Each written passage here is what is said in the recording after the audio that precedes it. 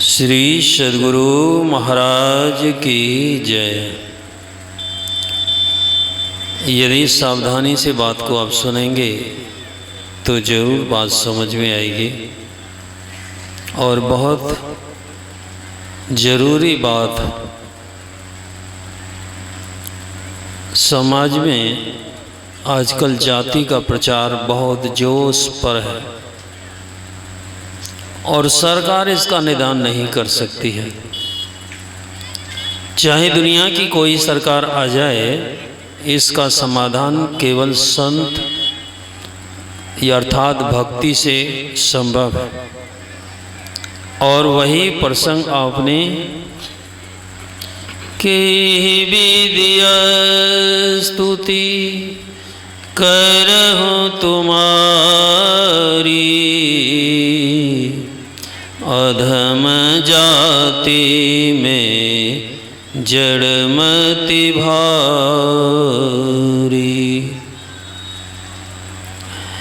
भक्त कैसा होना चाहिए, ये बात सबरी के जीवन से सीखने को मिलती है। बहुत कथा और प्रसंग हैं, लेकिन अभी थोड़ा इस बात को दूसरे रूप से समझने की कोशिश करेंगे। इस प्रकृति में आपका शरीर 5 तत्वों से बना है, जिसको आप बड़ी जाति और छोटी जाति समझते हैं, उसके शरीर में भी 5 ही तत्व हैं। इसके अलावा और कुछ है तो वो परमात्मा की चेतना।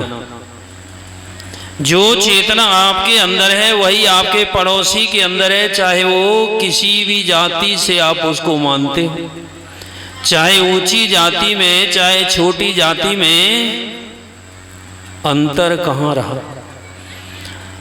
और यदि आपको लगता है किसी को छूने से कुछ हो सकता है, तो अभी आपने ज्ञान को समझा नहीं है। जिस पृथ्वी पर आप टिके हैं और उसी पृथ्वी पर वो अन्य जाति के लोग टिके हुए हैं। आप किसी भी तरह से अलग नहीं हो सकते। मिट्टी तत्व आपके शरीर में भी है और इसे छोटी और बड़ी जाति समझते हैं, उसके शरीर में भी है, और आपका शरीर भी इस भी पृथ्वी पर टिका हुआ है। यदि आप चाहें कि हम उछल करके 2-4 मिनट के लिए अलग हो जाएं, तो यह भी नहीं हो सकता है, फिर टपक जाएंगे, चाहे आपके शरीर में कितना भी बल।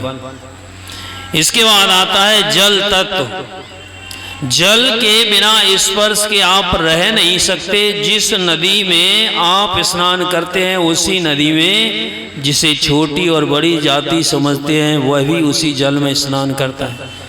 चाहे वो वर्षा के रूप में हो, चाहे किसी भी रूप में हो, आप उससे अलग नहीं हो सकते हैं। उसके बाद आता है अग्नि तत्व अर्थात सूरज।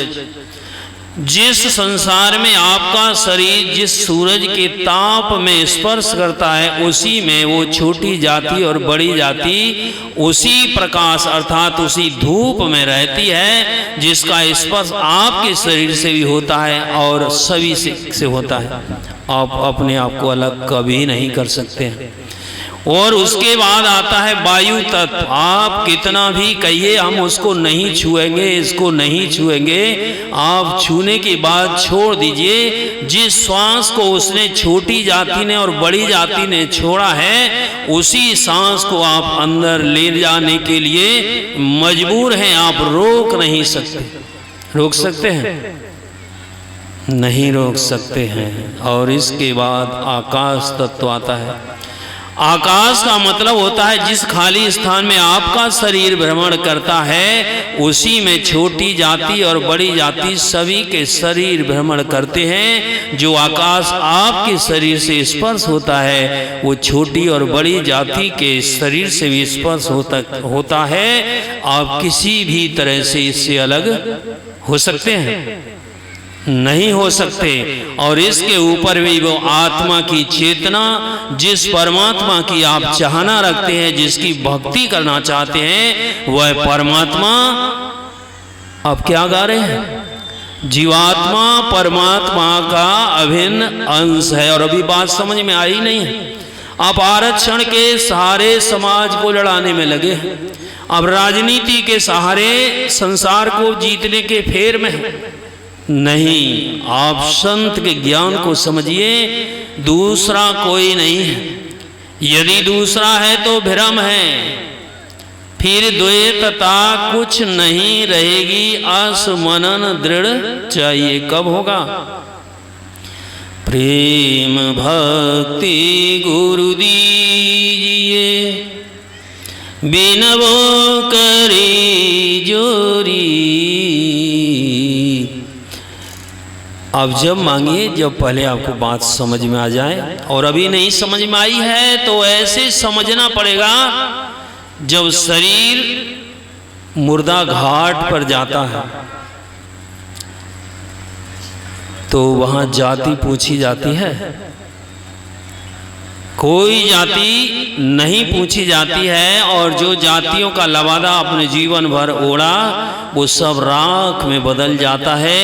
राख नहीं बताती है ये कौन जाति का व्यक्ति था, कितनी दौलत थी और कितनी जमीन थी, सब कुछ बता देती है कि एक मुट्ठी राख।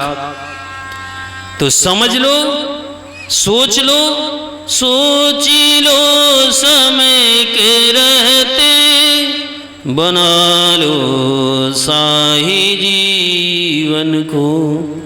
समय जब बीत जाएगा बहाया सो तो क्या होगा। अरे मन सोच ले केवल, भजन गाने से क्या होगा। नदी दिल में जगह गुरु को पखारा पद नयासु से। बिरह में नींद ना खोया तो शिष होने से क्या होगा। अरे मन सोच ले केवल, भजन गाने से क्या होगा। और बात समझ में आ गई हो तो ठीक है, नहीं तो इस बात को अब दूसरे रूप से भी समझने की कोशिश कीजिए। जिस पृथ्वी पर आप टिके हैं, जिसको सब कष्ट देकर वो पृथ्वी आपको फिर भी जीवन देती है, नहीं देती है? जितनी फसल आप चाहे शैतान हो, बदमाश हो, डकैत, चोर, जो कुछ भी है, फिर भी आपको धन उपजा कर ये पृथ्वी देती है। वो धन किसी रूप में हो सकता है, चाहे वो खनिज के रूप में हो और चाहे खाने के कोई भी पदार्थ। और जिस जल से जल नहीं देखता है कि ये पापी है कि पुण्य आत्मा है, जैसे जल सबको सहन करके और पानी अर्थात प्यास हो जाता है, उसके बाद अग्नि तक।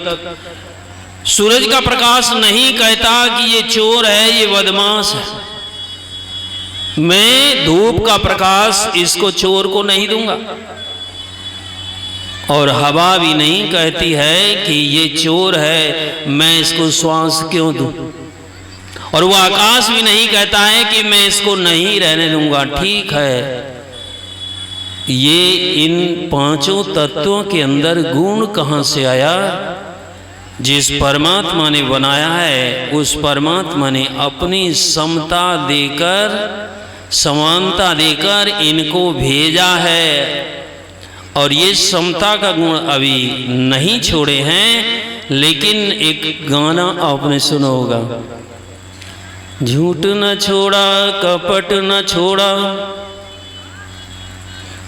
और एक जगह सुना होगा, कितना बदल गया इंसान, देख तेरे संसार की हालत क्या हो गई भगवान, कितना बदल गया इंसान। यदि सातम मोह मय जग देखा तो पहले विवेक बुद्धि को इतना जागृत कर लीजिए, जिस परमात्मा ने जो पदार्थ बनाए हैं वो अभी तक समता को नहीं छोड़े हैं, सबके साथ समानता का व्यवहार करते हैं। और आपको किसने बनाया है? जब इन जड़ पदार्थों ने नहीं छोड़ा है, आप तो चेतन हैं, आपके पास बुद्धि भी है, सब कुछ है, और आपने छोड़ दिया है। कई विधि स्तुत करूं तुम्हारी अधम जाति में जड़ मत भारी।